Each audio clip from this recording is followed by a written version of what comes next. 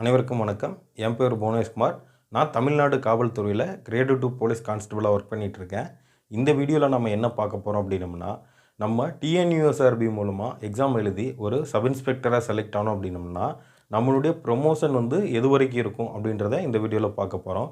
First TSPSC, ஏஆர்எஸ்சி, எல்என்எஸ்சி அப்படின்ற ஆர்டரில் நம்ம பார்க்க போகிறோம். ஃபஸ்ட்டு நம்ம டிஎன்யூஎஸ்ஆர்பியில் ஒரு டிஎஸ்பி எஸ்ஐயை செலக்ட் ஆனோம் அப்படின்னம்னா நம்மளுடைய ப்ரமோஷன் எந்த அளவுக்கு இருக்கும் அப்படின்னம்னா, நம்ம அதிகபட்சம் அதாவது ஒரு 22, 23 ஏஜில் நம்ம எஸ்ஐயை செலக்ட் ஆகிறோம் அப்படின்னம்னா, அதிகபட்சம் நம்ம சீனியர் சூப்பரண்டன்ட் ஆஃப் போலீஸ் அப்படின்ற ரேங்க் வரைக்கும் நமக்கு ப்ரமோஷன் கிடைக்கும். இப்போ நம்ம ஒரு எக்ஸாம்பிளாக ஒரு 2011 பேட்சில் செலக்ட் ஆன ஒரு டிஎஸ்பி எஸ்ஐ எடுத்துக்கிட்டோம் அப்படின்னம்னா, அவர் ஒரு 10 இயர்ஸ் அந்த கேப்பில், அதாவது 21, 22ல் 2021, 22 சமயத்தில் அதாவது இன்ஸ்பெக்டர் ரேங்க்கில் ஓசி அப்படின்ற ஆஃபீஸர் ஆன் கமாண்ட் அப்படின்ற இன்ஸ்பெக்டர் ரேங்க்குக்கு ப்ரமோட் ஆகிட்டாங்க. அதிலிருந்து இன்னும் ஒரு 7 to 8 இயர்ஸில் அடுத்தது வேக்கன்சியை பொறுத்து, அதாவது ஆஃபீஸர்னு வந்துட்டாலே வேக்கன்சி அப்போ இருக்க ப்ரெசன்ட் சுச்சுவேஷன் வேக்கன்சியை பொறுத்து தான் ப்ரொமோஷன் இருக்கும். இப்போ அடுத்தது ஒரு 6 to 7 இயர்ஸ் அந்த கேப்பில் அடுத்தது வேக்கன்சியை பொறுத்து அசிஸ்டன்ட் கமாண்டன்ட் அப்படின்ற கூடிய ரேங்க்குக்கு ப்ரொமோட் ஆவாங்க. அவங்கள அசிஸ்டன்ட் கமாண்டன்ட்டு. அங்கிருந்து வேக்கன்சியை பொறுத்து ஒரு 6 to 7 இயர்ஸ் அந்த மாதிரி கேப்பில் டெபுட்டி கமாண்டன்ட் அப்படின்ற ரேங்க்குக்கு ப்ரொமோட் ஆவாங்க. அங்கிருந்து ஒரு வேக்கண்ட், அதுக்கு அடுத்தது எல்லாம் குரூப் 1 ஆஃபீஸர் எல்லாம் உள்ளே வந்துடுறதுனால அங்கிருந்து ப்ரொமோஷன் கொஞ்சம் டிலே ஆகும். அதுக்கப்புறம் ஒரு 10 இயர்ஸ் அந்த மாதிரி கேப்பில் சூப்பரண்டன்ட் ஆஃப் போலீஸ் அப்படின்ற கமாண்டன்ட் ரேங்க்குக்கு ப்ரொமோட் ஆகிடுவாங்க. அங்கேருந்து நம்ம 10 இயர்ஸ் சர்வீஸ் பண்ணுறதுக்கு நம்ம ஏஜ் இருந்துச்சு அப்படின்னம்னா சீனியர் சூப்பரண்டன்ட் ஆஃப் போலீஸ் அப்படின்ற ரேங்க் வரைக்கும் நமக்கு ப்ரொமோஷன் கிடைக்கும். அதாவது டிஎஸ்பி எஸ்ஐயில் செலக்ட் ஆனோம் அப்படின்னம்னா எஸ்ஐ அப்படின்ற ரேங்க்லேருந்து சீனியர் சூப்பரண்டன்ட் ஆஃப் போலீஸ் அப்படின்ற ரேங்க் வரைக்கும் போகிறதுக்கான வாய்ப்புகள் இருக்குது. ஏன் அப்படின்னம்னா, நான் 4th பெட்டாலியனில் ட்ரைனிங்கில் இருக்கும் பொழுது எங்களுக்கு கமாண்டண்ட்டாக இருந்த கமாண்டன்ட் சார் அவங்க எஸ்ஐயை ஜாயின் பண்ணினவர் ரிட்டையர்ட் ஆகும் பொழுது டிஎஸ்பி, அதாவது தமிழ்நாடு ஸ்பெஷல் போலீஸ் அந்த கேட்டகரியில் அதில் டிஐஜியாக ரிட்டையர்ட் ஆனார். அதாவது சீனியர் சூப்பரண்டன்ட்லேருந்து அடுத்த ரேங்க் ப்ரொமோட் ஆகி ரிட்டையர்மெண்ட் ஆனார். அதனால் ஆவரேஜாக வேக்கண்ட்டை பொறுத்து டிஎஸ்பியில் எஸ்ஐயாக சேரக்கூடிய ஒரு எஸ்ஐ அவங்களுக்கு சீனியர் சூப்பரண்டன்ட் ஆஃப் போலீஸ் அந்த ரேங்க்கு போகிற வரைக்கும் வாய்ப்பு இருக்குது. அவங்க ஒரு 22, 23 வயசில் சேரணும். அதே மாதிரி லா மார்க்கில் நல்ல மார்க் எடுத்துருக்கணும்.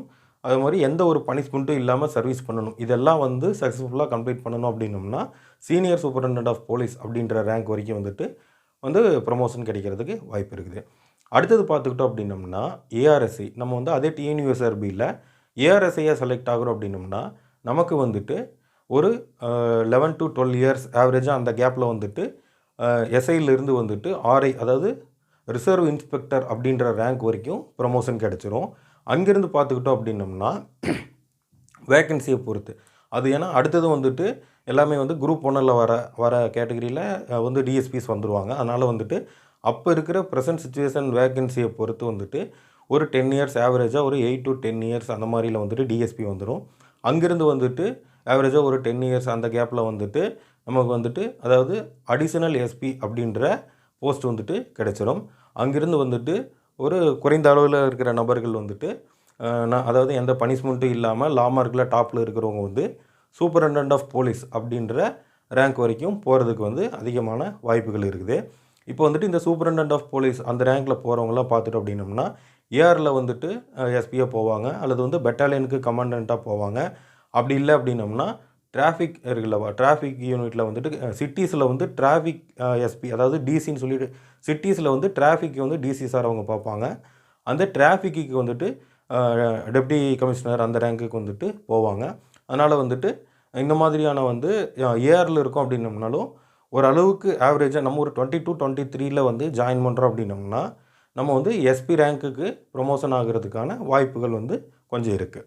அடுத்தது நம்ம அதே டிஎன்யூஎஸ்ஆர்பியில் ஒரு எலண்டோ எஸ்ஐயாக ஜாயின் பண்ணுறோம் அப்படின்னம்னா நமக்கு ஒரு 15 இயர்ஸ், அதாவது இப்போ இருக்கிற சுச்சுவேஷன் படி நான் சொல்கிறேன், இப்போ இருக்கிற சுச்சுவேஷன் படி குறைஞ்சது இன்ஸ்பெக்டராக ப்ரமோட் ஆகிறதுக்கு ஆவரேஜாக 15 இயர்ஸ் ஆயிடுது. ஏன்னா இப்போ வந்துட்டு நிறைய பேட்சஸ் வந்துட்டு எடுத்ததுனால இப்போ இந்த 11 பேட்ச் சாரும் இப்போ எஸ்ஐ சாராக இருக்கவங்களுக்குமே வந்துட்டு ப்ரொமோஷன் வந்து கொஞ்சம் டிலே ஆகிட்டு தான் இருக்குது. அதனால் இப்போ வந்து ஒரு 11 பேட்சில் செலக்ட் ஆனவங்களே இன்னும் வந்துட்டு 13 இயர்ஸ் ப்ளஸ் கம்ப்ளீட் ஆனதுக்கப்புறமும் வந்து எஸ்ஐஸாக இருக்காங்க. இப்போ தான் வந்து 2008 செலக்ட் ஆன எஸ்ஐஸ் அவங்க எல்லாருமே வந்துட்டு ஓரளவுக்கு வந்துட்டு இன்ஸ்பெக்டராக ப்ரொமோட் ஆகி எல்லாருமே ஓரளவுக்கு அந்த பேட்ச் ஃபுல்லாகவே முடிய போகுது. இதுக்கு அடுத்தது தான் வந்துட்டு 11 பேட்ச் வரும். அதுக்கு அடுத்தது வந்துட்டு 16 பேட்ச் வரும். அதுக்கு அடுத்தது வந்துட்டு 21 பேட்ச். அதுக்கப்புறம் இப்போ இந்த 444 எடுத்த பேட்ச். இந்த மாதிரி வந்துட்டு ஒரு பேட்சாக வந்துட்டு வந்து ப்ரொமோஷன் வந்து வந்துட்டுருப்பாங்க.